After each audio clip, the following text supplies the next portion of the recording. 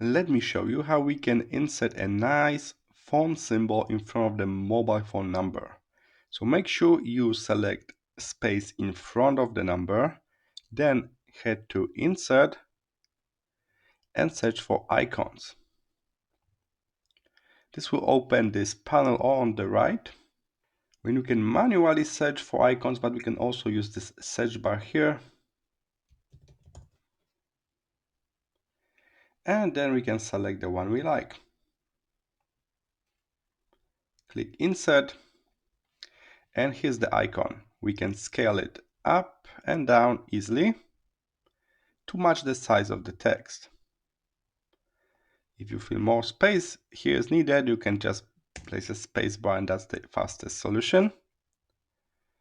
And that's the one way of doing that. If for some reason you cannot use the icons tab here in your Microsoft Word, alternatively we can just search for emoji online. That's usually free, like this one. And emojis are also very easy to copy. So copy, Command V to paste. Here it is, and emoji usually follows the size of the font, so we can just change the font size for emojis to be larger or smaller. And that's how you can do it. By default, we go for Insert Icons. Alternatively, we can copy and paste emoji from website.